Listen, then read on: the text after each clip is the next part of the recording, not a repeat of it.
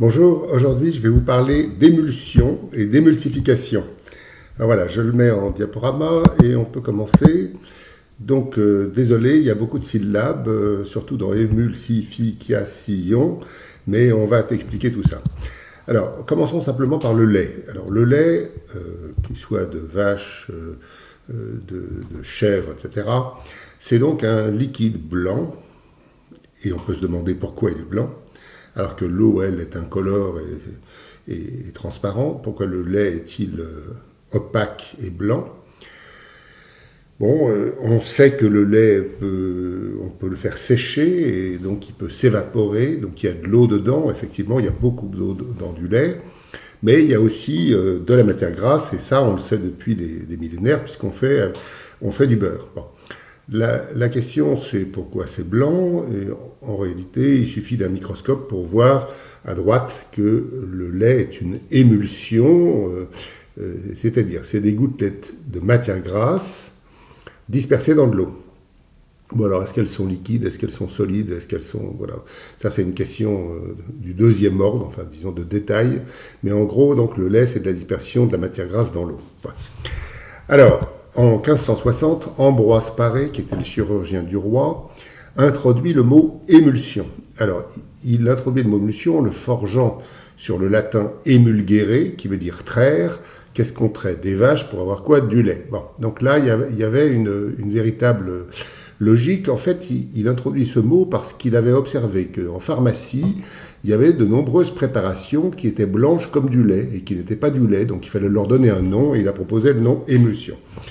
Donc le mot émulsion correspond à des gouttelettes de matière grasse liquide dispersées dans un liquide.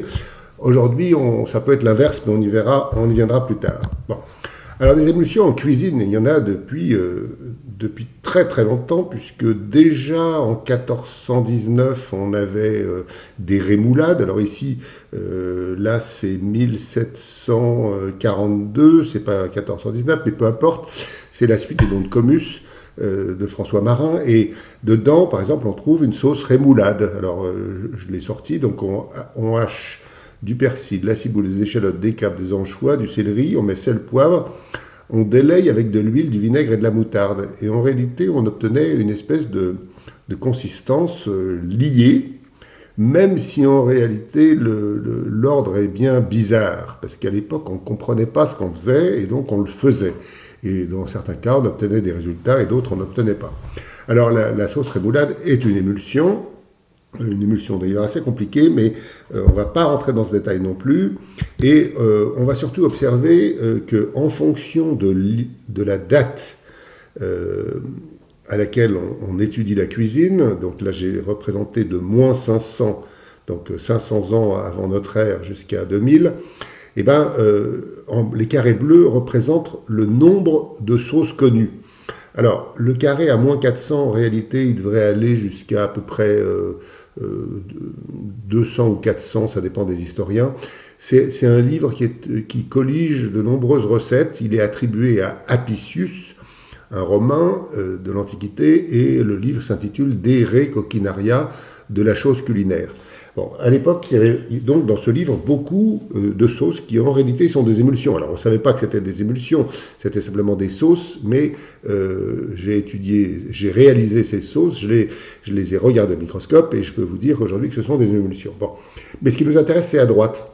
Alors à droite, on voit, pour la cuisine française seulement, le nombre de sauces augmentant en fonction du temps par empirisme. C'est-à-dire que les chefs, les cuisiniers ont fait des choses, et puis de temps en temps, ils ont fait une variation, et puis ils ont obtenu un autre résultat. Et c'est comme ça, d'ailleurs, qu'on est passé de la rémoulade à la mayonnaise, mais en passant par le beurre de Provence. Alors le beurre de Provence, c'était donc comme un aioli. Donc mortier, pilon, de l'huile, de l'ail, sel, poivre évidemment, et donc on avait une préparation comme du beurre, enfin une pommade en quelque sorte, et de Provence parce que ça se faisait en Provence, puisqu'il y avait donc de l'huile d'olive. Donc le beurre de Provence, c'est bien à l'huile d'olive, hein, c'est pas à l'huile de noisette ou de noix, ou etc. Bon. Et alors, En 1800 est apparue, comme par miracle, la mayonnaise. Alors la mayonnaise, c'est une rémoulade où il n'y a plus de moutarde. C'est-à-dire que quelqu'un a dû oublier de mettre la moutarde et puis il a obtenu une émulsion analogue au beurre de Provence. Là voilà, une mayonnaise. À l'époque, ça se faisait au mortier, au pilon, à la cuillère en bois contre le bord de la terrine, enfin bref, des tas de choses. On mettait 15 minutes pour une mayonnaise. Aujourd'hui, j'ai fait l'expérience, je me suis mis au milieu de ma cuisine, les mains vides, et tout compris, c'est-à-dire le temps d'aller chercher un bol, une fourchette, de l'huile, un œuf, de séparer le jaune, d'y ajouter sel, poivre et de mettre l'huile en fouettant à la fourchette, j'ai mis 47 secondes. Donc on voit bien mais j'ai mis 47 secondes parce que je comprenais ce que je faisais. Donc on voit bien qu'il y a eu un long mystère culinaire et qu'aujourd'hui, c'est quand même beaucoup plus facile grâce à la gastronomie moléculaire. Bon. Alors, ici, j'ai représenté au microscope la même mayonnaise au début de la préparation, à gauche, et à la fin de la préparation à droite. Alors, à gauche, on voit donc les formes rondes, légèrement bleutées sur un côté, ce sont des gouttelettes d'huile. Bon. Donc, le fond, disons, orange, c'est le jaune d'œuf mêlé au vinaigre, puisqu'une mayonnaise, c'est du jaune d'œuf, du vinaigre, et ensuite on ajoute de l'huile. Il y a 3 petites formes noires, c'est des bulles d'air, ça ne compte pas, c'est des artefacts de préparation. Mais enfin, une mayonnaise, c'est de l'huile dispersée dans de l'eau. Voilà. À droite, c'est la même sauce, mais enfin, après qu'on a ajouté beaucoup d'huile en fouettant, là, il y a environ 95% d'huile. Il y a un peu plus de bulles d'air, mais encore, c'est pas significatif. Surtout, ce qu'on comprend, c'est pourquoi la mayonnaise devient dure. Alors, elle devient dure parce que, regardons une des gouttelettes d'huile, on voit qu'elle est entourée d'autres gouttelettes d'huile, donc elle ne peut pas bouger puisqu'elle est coincée contre les autres. Et si aucune gouttelette ne peut bouger, à ce moment-là, c'est la sauce tout entière qui ne peut pas bouger. Et effectivement, la sauce durcit au point qu'une cuillère reste debout. Donc voilà une émulsion, c'est bien.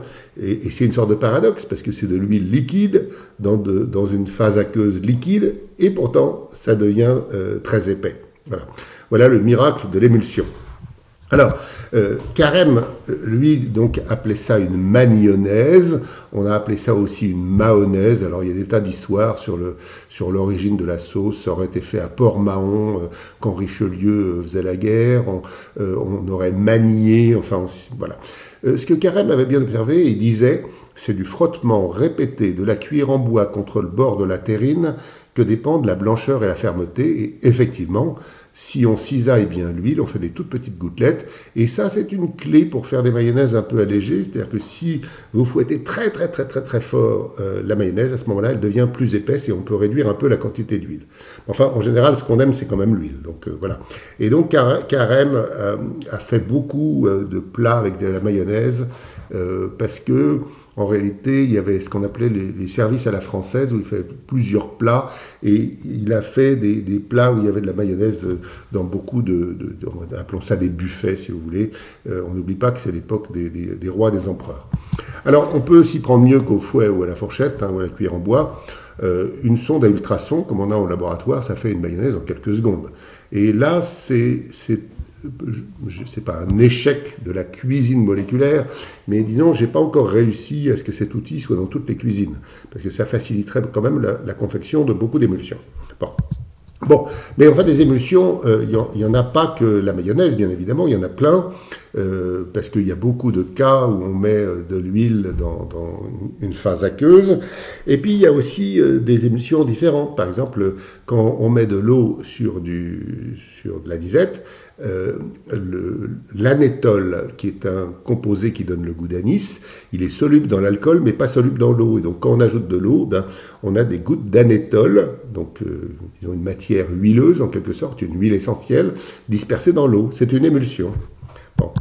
Alors, représentons-nous, schématisons une mayonnaise en particulier. Alors, voilà ce qui a été dit dans le temps. On disait qu'il y avait donc en bleu clair l'eau, en jaune l'huile, et qu'autour il y avait des molécules tensioactives, en anglais surfactants, qui venaient se mettre à la surface de l'huile. Alors, cette image est fausse de beaucoup de points de vue, en particulier parce qu'il y a il faudrait mieux penser à des couches comme des oignons, mais surtout, sur la mayonnaise, il y a le fait que, en réalité, l'émulsion tient grâce surtout aux protéines. Alors, les protéines, je les ai représentées comme des fils verts ici. Donc, en bleu foncé, c'est la phase aqueuse, en jaune, c'est l'huile. Les espèces de petits bâtonnets avec une queue rouge et une tête blanche, c'est les molécules tensioactives. Alors, par exemple, les phospholipides du jaune d'œuf. Alors, phospholipide, on entend lipide, hein, donc phospho, il y a une tête phosphate, lipide, il y a une partie lipidique, donc comme de l'huile. Elles peuvent être, les molécules de phospholipides peuvent flotter dans l'eau comme ça isolées, ou bien être regroupées comme les deux formes en couronne, là, qui sont donc ce qu'on appelle des micelles. Mais enfin, essentiellement, dans une mayonnaise, il y a des gouttelettes d'huile qui sont tapissées par des protéines. Et les protéines, c'est des cheveux, en quelque sorte, qui empêchent les gouttelettes d'huile de fusionner. Et d'autant plus, elles les empêchent notamment par leur taille, leur encombrement, ce qu'on appelle l'encombrement stérique, mais aussi parce que ce sont des molécules chargées électriquement et donc qui se repoussent. Voilà, repoussent par des charges électriques. Alors, il reste une découverte qui s'est faite en 1903 par Ramsden, un Anglais. Alors, les émulsions qui sont dites de Ramsden sont donc des émulsions avec des gouttelettes d'huile dispersées dans l'eau, mais autour des émulsions, ce ne sont pas ni des protéines ni des phospholipides, mais des particules, par exemple des particules solides. Alors, ça, c'est très différent. Certains nomment ça des émulsions de Pickering. Pickering était un Américain, mais qui a fait la découverte 1 an après Ramsden, en 1904. Donc c'est à Ramsden qu'on doit les attribuer. Voilà. Alors, maintenant, je reviens à mon lait, parce que j'ai dit que c'était une émulsion, c'est pas juste. Enfin, c'est pas juste. C'est pas complètement juste. Ça dépend de la température.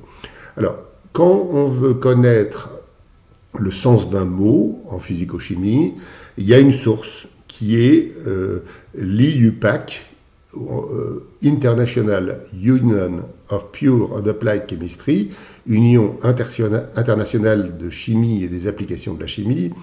Et l'IUPAC met en ligne un Gold Book, donc un compendium, un dictionnaire, si vous voulez, de tous les termes de la chimie. Bon.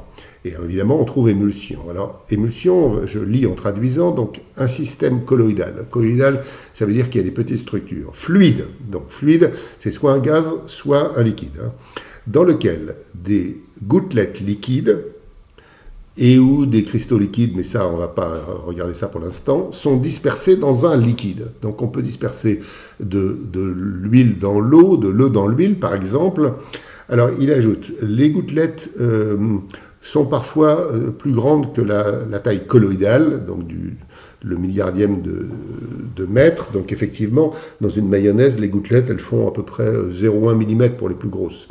Et une émulsion peut se noter O/W, c'est-à-dire huile dispersée aléatoirement dans W, water, l'eau en anglais. Si c'est la phase aqueuse qui est la phase continue, ou bien W/O, ça veut dire on disperse des gouttelettes d'eau dans de l'huile. Voilà. Et puis je passe sur la fin. Mais alors ce qui est intéressant, c'est revenons au lait. Le lait, il contient de la matière grasse. Et cette matière grasse, selon la température, elle est en partie solide, en partie liquide. C'est-à-dire qu'à moins 10 degrés, toute la matière grasse est solide, et à 55, toute la matière grasse laitière est fondue. Et à 20 degrés, qui est la température habituelle, ambiante, on va dire, eh ben, il y a une partie solide et une partie liquide. Donc, dans les gouttelettes qui sont dispersées dans l'eau, dans une émulsion, il y a une partie solide, et donc ce n'est pas une émulsion. Alors, au premier ordre, on ne va pas compliquer les choses, mais enfin, quand même, il faut être juste et ne pas mettre l'émulsion à toutes les sauces.